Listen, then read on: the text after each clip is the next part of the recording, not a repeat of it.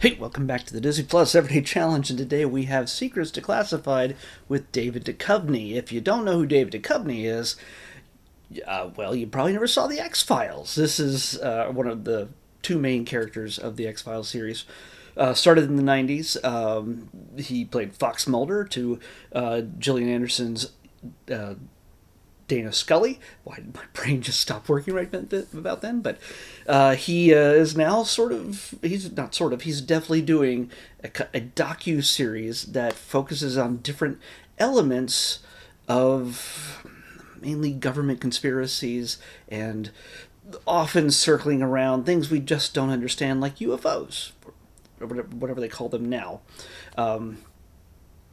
So he basically just gets to stand in a suit in a what looks like a warehouse and just sort of Rod Serling it in a sense, without the Twilight Zone effect. But he gets to tell you all about certain topics and certain pieces of history that we really didn't understand at the time and have yet still may not understand, even though we have been given more evidence, more information has been released. Files have been released.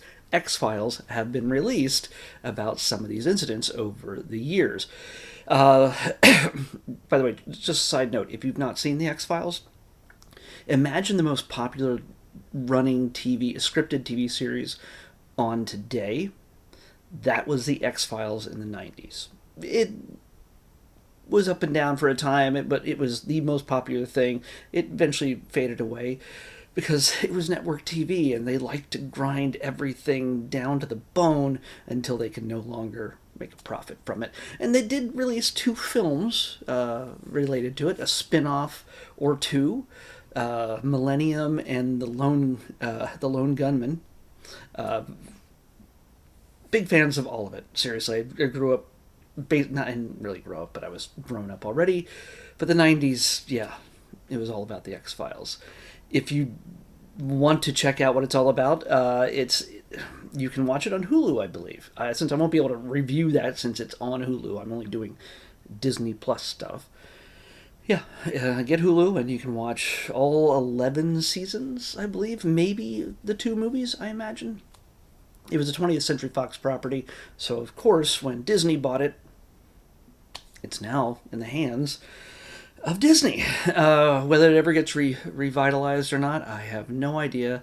They've attempted certain things, but I think it might take a separate generation when David is an old man to just show up out of a corner and go, I have all the answers, and that's what's going to probably happen if that ever gets made.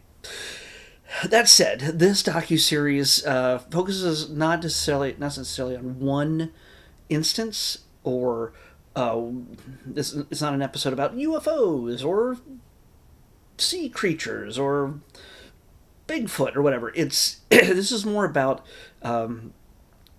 things that were hidden by the government or governments and around the world, and things, basically big, dangerous things like nuclear war, potential to maybe blow up a small town in North Carolina, or maybe steal a jet and fly it into Israel. Those kind of things all happen, all very secret. And since certain things have been revealed since, some people coming out after many decades saying this is what happened, telling the truth about their experience long after anybody could hold them accountable or come after them for it. And also, like within America, we have an act that allows the certain documents after a certain amount of years, certain top secret documents, some of them, to be revealed and available to the public. So this is about setting up the stage of what we believed happened, and then with usually using recreations, actors silently, going through the motions, showing them, say, like a guy 180 feet below the ground in front of a control panel that looks over, say, 10 nuclear weapons in some part of America. And so it's just some acting while David does the narration, and then there's interviews with various experts about all these different things: physicists, historians, scientists, everything else. This first episode that I watched, I only watched the first one. They're 42 minutes long. This is from 2025, and the first one was all about aircraft, and that does have a crossover with UFOs. And you get, every once in a while, you look at David and you get a little bit of a Mulder smirk and a glint in his eye, going, I once wanted to believe. I was once the guy who was the hero of the believers back in the day, while Scully was his best friend and a non-believer in such things, while she was also a Catholic. So yeah, there's that dynamic. And I won't tell you anything more in case you're very new to this. I can't imagine somebody watching this that hasn't seen X-Files, but hey, if you haven't, go for it. So David is getting to sort of rehash old storylines from the X-Files and talk about certain things like the U-2 bomber, the U-2 plane that pretty much created most of the UFO speculation back in the 1950s. It was a secret plane operation that was meant to be a spy plane. I shouldn't say it was a bomber. I take that back. I don't know if it was a bomber. I can't recall. But it was a secret plane project, and people seem to see that a lot. And that's where we get most of our 1950s era UFO sightings. And I mean, there's other things such as, like I mentioned about the nuclear base hidden underground, and a man sitting in there suddenly getting a message from out in the front gate saying, hey, there's a big red light floating over the base right now. What should we do? I don't know. I think there'd be somebody higher up than the guy who has to watch the console to be answering that question, but I don't know. But he suddenly, all the power, all the control over the missiles stops. It just, lights go out and the control panel just shuts off. There's no way to monitor the 10 missiles that exist over a 15-mile radius around the base there. Yeah. There's also a situation, by the way, he goes through in just one episode. I lost track of how many short stories. There's stuff that deal with the Russians. I mentioned dealing with the Israelis, dealing with obviously lots of different things throughout the U.S., but it is about stuff that has been documented to happen, and then us getting more information. That's why the whole secret's declassified. They're not just UFO show. It's not secret swamp monster show. It's very much about different elements. I'll tell you, like, there should be, how many episodes? 10 episodes? Yes. That was Secrets of the Skies. This is the first one. That's the one I watched. Black sites, places where you go to disappear for the rest of your life. Extreme missions. What if Mission Impossible and all the craziness that Ethan Hunt went through was a real thing? It is, to some degree. Maybe not as crazy as what Tom Cruise goes through, but that's a cinematic embellishment. There's also strange weapons that were deployed or created and deployed in certain eras, certain situations that, may not have been on too much on the up and up. Mind games, well, that kind of falls into that as well.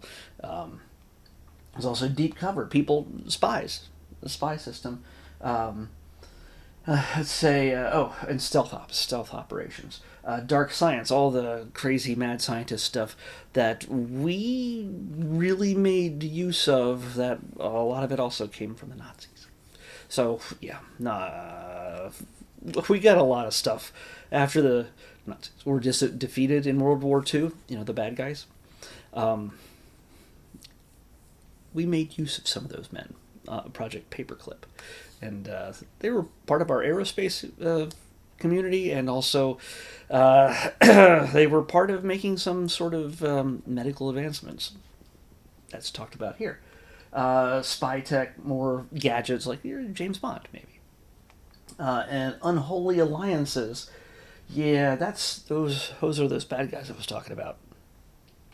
That might go deeper into what I was just saying about how we made use of those guys, some of those guys, rather than executing some of them.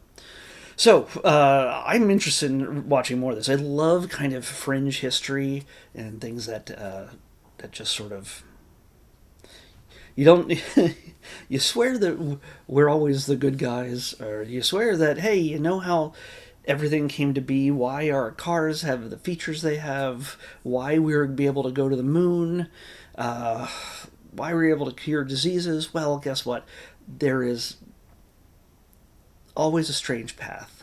Not always, well, mostly, usually a strange path to find discovering new things through experimentation and exploration and all sorts of other things. And this show seems to cover that kind of thing.